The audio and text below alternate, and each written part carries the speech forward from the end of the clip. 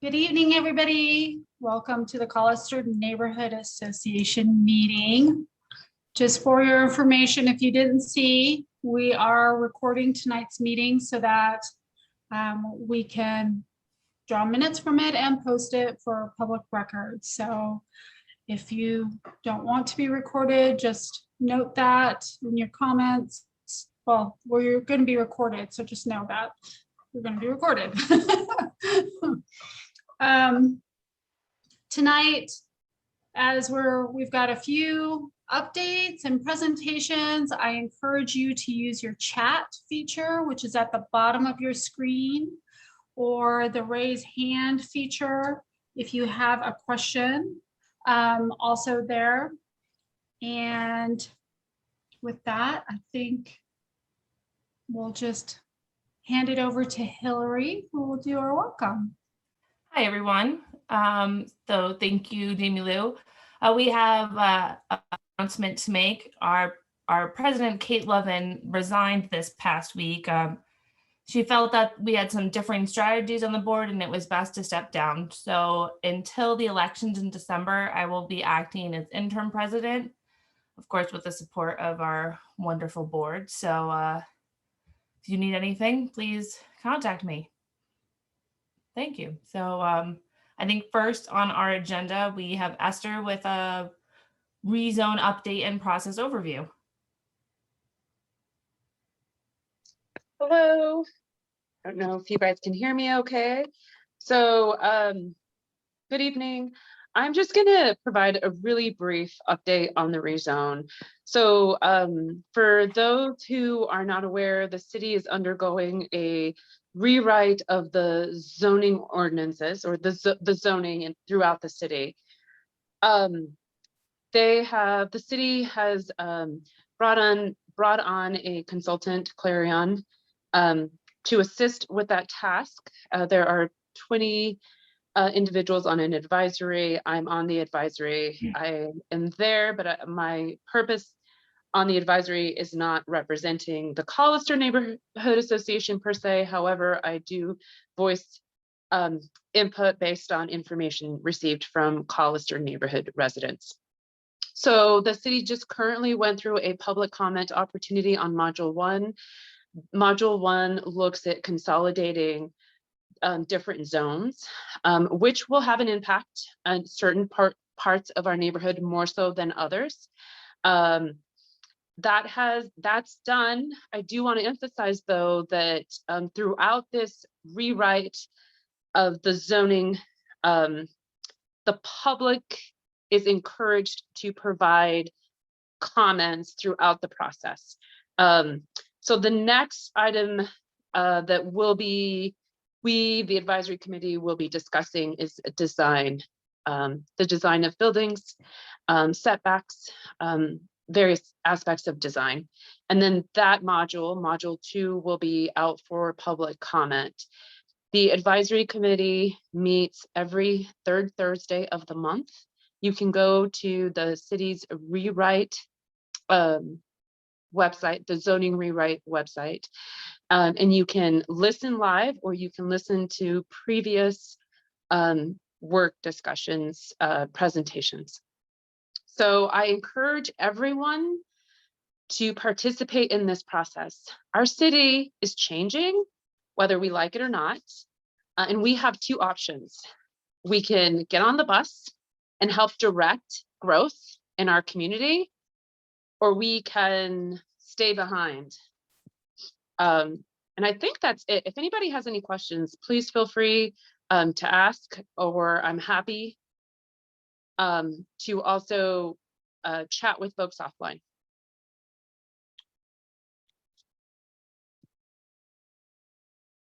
All right, wonderful, thank you. Going along with the planning and zoning theme, the Sycamore overlay area will be having a meeting tomorrow night at 6:30 p.m. at the church on Taft regarding how the specific zoning module 1 changes impact our little area. The good news is they did keep the overlay, but there is some lot size issues that have arisen with the combination of some of the zoning areas. So again, that meeting is going to be tomorrow night. So if you'd like more information, please come down. It's not just for people within the overlay, although the overlay is who is directly impacted by these changes. And then next we have a CCDC public input webinar recap. Unless does anybody have any questions, sorry, about the planning and zoning from Esther or myself before we move on? All right, excellent. Jamie Lou, the CCDC recap. And did anyone get a chance to be on any of the public information meetings for CCDC? Which is basically they presented on, Hillary, you did, on the State Street corridor. Yeah. And Claire, you did as well. Yeah. So they presented on the State Street corridor and areas that are potential for urban renewal. They did a lot of polling to see what kinds of things people would like to see along the State Street corridor. And they identified several different stations, so to speak, points of interest along State Street that could be areas where there is urban renewal. So Collister is one of those areas, specifically like the Collister Shopping Center. And we've talked about this before, and anybody who was on that webinar, feel free to jump in. But I'm going to see how I can share a screen. They have all of the webinars online, and I don't know how to share a screen. I used to know how to share a screen. That's okay. I'll put the website in the chat so people can go and look at the project and the State Street project, and also see where you can put your own comments in there. So this has been a long process. This is part of getting the public involved and getting the feedback of what we would like to see, whether it's like better infrastructure, better walking and bike lanes. Do we want green space or community space? What does that look like? And all of that. Does anybody else who was on those have things to share with it, about it, their own insights? It's a long process, right? Like a 20-year process. Year 1 through 5 is generally through direct cash investments. So those are the slow growth years. And then I guess you start to see the more significant growth starting in year 6 when they can start to sell bonds. So from a timeline perspective, it's a slow start and then it really ramps up. Yeah. Well, I know on the webinar I was on, Collister was one of the places that people were like, this is the place it would be great to have. But there's several junctures, and if you go on the website, you can see, like, I think at Horseshoe Bend and at Glenwood, there's several junctures along that whole State Street corridor that have been identified as possible renewal areas. That's all I got on that. All right. Anyone have any questions? Short and sweet. And I put the links in the chat if you want to follow up on any of those, and you can, again, listen to the input or just learn more about what they're doing and what opportunities there are to say what you'd like to see along that corridor. It's changing. Definitely. Okay. All right. So next on our agenda this evening is the Collister Drive public input webinar was this week. They had 2 meetings regarding that. So I'm just going to share my screen. and give you guys just a little overview of everything. Okay, so at the top of the screen on every single slide, you'll see the name Brooke Green. She is the project manager and she wants to hear from you. So, sorry, my dog just started barking in the background. So if you have any questions or concerns, this is the person you want to talk to. And on the top of every slide will be her contact information, so you cannot miss it. So the purpose of these meetings was they generally want to know, what do we want our neighborhood to look like, and to gather ideas. The difference between this and the 2011 was specifically about pedestrian safety and more focused directly about sidewalks. This is going to be focused on multiple things. You can still give your feedback. There is a survey. I'll also paste it in the chat once I'm done. That is open until July 8th. So July 8th is your deadline to have your initial feedback in for this project. September, they'll probably come back to us with their first proposal, and then there'll be another neighborhood input period. This could go back and forth several times. But if we do come to an agreement as with ACHD and it does require construction or changes, it would be next 4 to 5 years before construction would start. They would adopt the plan in the spring of 22. So just so people know what Collister Drive is defined as from the ECHD, this is directly from Brooke. I emailed her for it, and this is her direct description. So it's a collector. So it does need to carry a moderate level of traffic, and it helps facilitate movement. And then major suggestions from the probably sidewalks was the #1 suggestion, along with bike lanes, crosswalks. There were several people that are very vocal about no changes at all. And then a few ideas about a roundabout at Hill and Collister, or maybe even State, but that's not part of the project, unfortunately. And what you can do. So email, call Brooke. Again, contact info at the top. The survey before July 8th. There will be comment periods on this. This will be back and forth several times, so make sure you stay updated. ACHD did create a dedicated website to this project, so they update that with all of the information. And then, of course, we will have emails, etc., about the future meetings. So be sure you are up to date with us as well. Any questions on that?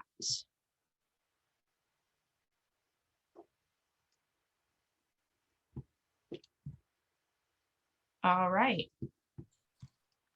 So the next, Claire with our wonderful arts update.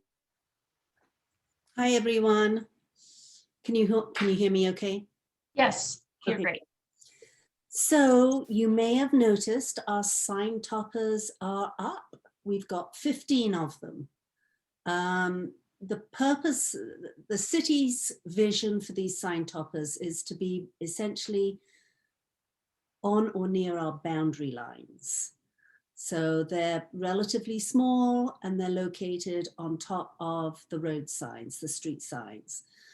There's one at Pierce Park and Cartwright, Hill and Pierce Park, Castle and Pierce Park and Lucky Lane, State and Carlsbad, Ellen's Ferry, Bluegrass, Bloom and North Wall, Collister and State,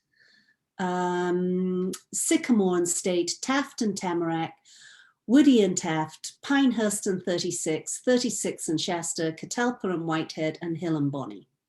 So if you haven't seen them, you're obviously paying too much attention on the car in front of you and not enough on street signs.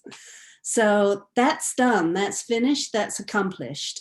Now we've currently got a couple of projects, grants that we've applied for. I applied for them at the end of last year, beginning of this year, and we haven't heard yet if we've been awarded either of them. Hope to hear within a couple of months. One is for standalone signs. So standalone signs are, and I might share my screen here if I can get to it. So standalone signs, the city's vision for that is, can you see my screen? Am I sharing okay? Mhm. Okay. Standalone signs are the opposite of the sign toppers. They're supposed to be in the interior of the of our neighborhood and to be at a place, a significant place where people gather. I forget the exact language now, but they're not intended to mark the boundaries, and they won't really allow us to have them on the boundary. The one exception to that is they did agree to a potential request for location on the roundabout at the dog bone. And that is our boundary, as well as, you know, a high traffic area, and lots of people would see it. So the top, we hopefully will get 3 if we get any. And our top 3 is the Dog Bone, the Collister Marketplace, and Castle Hills Park. Those are our top 3 choices. And then I threw in 3 other choices: Catalpa Elementary Park, Hill and Collister, and Cynthia Mann School area. Those would kind of be runners up. So we'll see what this, you know, if we get those grants. If we do get the grants, then I work with the city, with Nikki at the city, and she basically leads the project. I mean, she takes it from there. We've already designed the artwork. I want the signs designed so that we can have a hanging space for meeting notifications. So as well as our sandwich boards, we will also be able to have those signs like Sunset has, which I think will be super nice. So that's that one. Then the other grant that I applied for was traffic box wraps. Now, most of the traffic boxes are located along the State Street corridor. There's 4 of them along the State Street corridor. Now, I don't know if they're going to consider that, considering so much potential work to be done along the State Street corridor. They might think that's too short a term investment. You know, those traffic boxes could be moved. So I don't know how good our chances are on this, but I'm hoping. And there is one in the Dog Bone as well, which I think would be really nice. Because it's very visible there, much more visible than along State Street. State Street's so cluttered with, you know, traffic lights and pedestrian walks and buildings and this, that, and the other thing. You don't really notice them that much. But anyway, so those, I'm going to stop sharing now. So that's what we're waiting to hear on.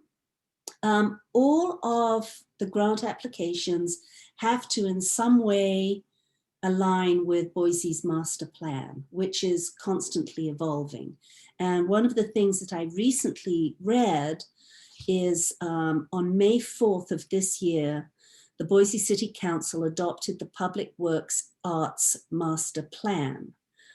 As a part of the City of Boise's climate action goal to be completely carbon neutral by 2050, the plan advocates for the integration of art into public infrastructure of the city and explores how art can both reveal and celebrate our diverse histories while bringing to light the land and community we share. It is a platform to discuss and engage our community in environmental issues and a call to artists to become impactful leaders in this space. Now that's part of their initiative. And I would love feedback from you guys if you can think there's any way that we could kind of borrow from that initiative to introduce some other art-related, beautification-related suggestions specifically for our neighborhood. I will need to submit, oh gosh, I think the deadline is like January of next year. I like to submit before the end of the year because I'm not a last minute person. So I would ask anybody that has any ideas that they would like to suggest for what we might want to add in our community to just send that to me. And Hillary, what's the best way to get that to me? Should they send it through you, or do I still have my arts at I believe you still Yes, you have do. your arts at. Yeah. Okay. So arts@collister.org would be the best way to reach Claire. And if we can, are we doing newsletters again, or what's happening? Okay, if Yeah. that could be included in the Yeah. newsletter, that would be terrific. Right. Absolutely. And Would maybe you be willing, Claire, to write up a little something for me Sure. to put in the newsletter? That would be fantastic. be happy to, Leslie. Just making Okay. that. And also, Claire, do you have any examples of projects from, sorry, no, go ahead. do you have any examples of projects from other neighborhoods that have tried to widen in this arts grant area? I really, honestly, I don't. I don't. So, and I, to be absolutely honest, I haven't put a lot of thought into this. I mean, it's early days. We've still got quite a few months Yep. before we need to Awesome. submit anything. So, just looking for ideas, and I'll be thinking more about it. And maybe in our next meeting, I can throw out some ideas, and we can talk about other ideas that have been floated by us. I'm guessing that there's a website or something that you were reading that description of what the city's art vision is. Is there maybe we can share that in the newsletter, and maybe, I don't know if you have it, could you put it in That our is chat by any A chance? great idea. However, I copied and pasted from it, and all I see is Boise Public Works Arts Master Plan. If we were to Google that, that would probably bring it up.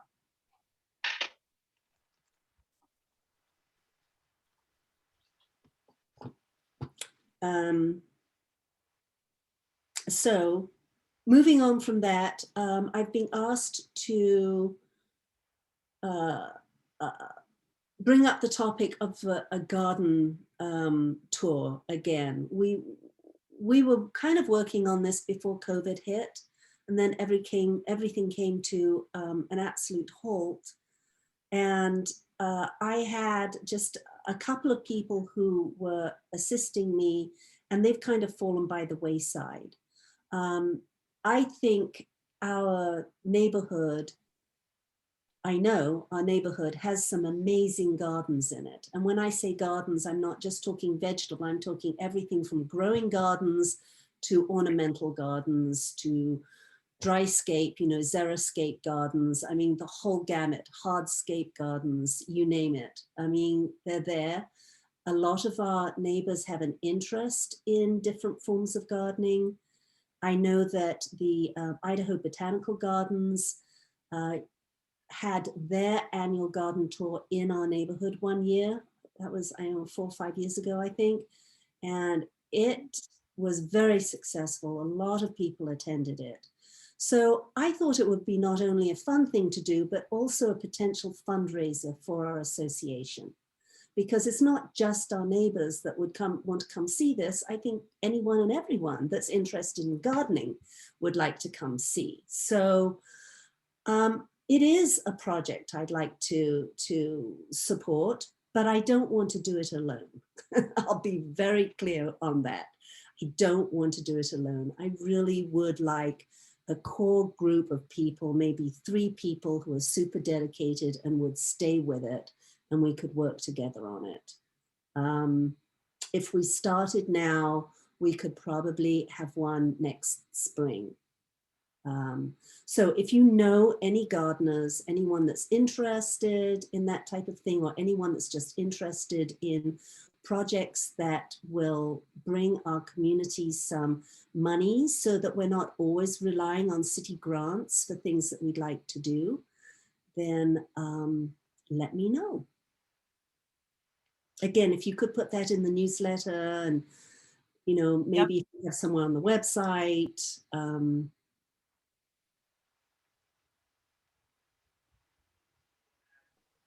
Absolutely. Mhm. Okay, great. That's all I have, unless people have questions for me. Any questions for Claire? All right.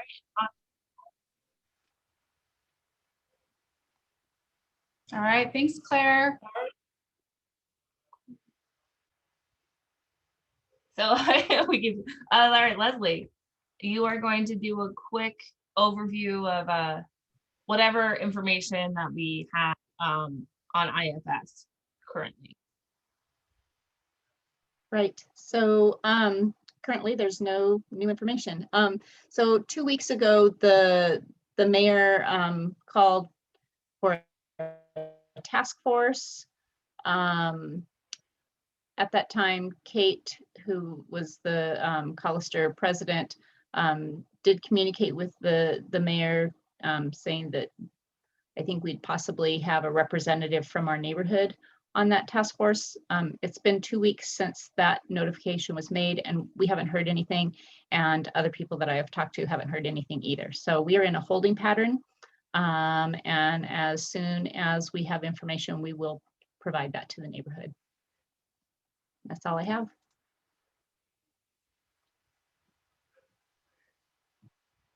Any questions from anyone? Oh.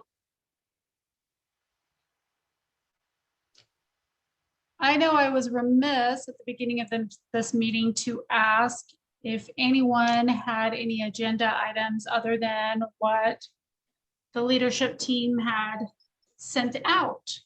So is there anyone else on this meeting call that has something that they would like to bring to the table to discuss?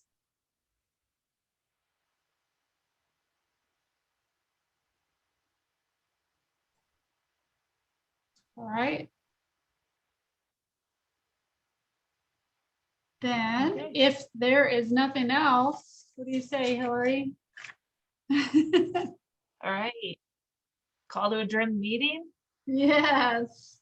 Our next meeting is September 27th, and we'll continue to update our website and Facebook page and post things on Nextdoor. So if you're on any of those things, look for announcements there.